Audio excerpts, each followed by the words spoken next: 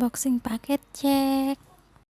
Ini tuh ceritanya aku pengen beli mesin cuci ya guys, tapi nggak mau yang gede-gede karena tahu sendiri kan yang gede itu airnya harus banyak. Jadi aku milih yang mini ini dan bagus banget, ini tuh cantik banget, suka banget deh. Dan ini tuh harganya benar-benar worth it banget ya bun. Ini tuh cantik banget dan benar-benar bermanfaat banget ya ini.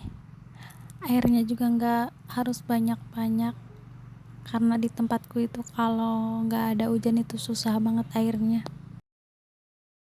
Dan ini pas aku coba aku suka banget dan juga nggak perlu air banyak.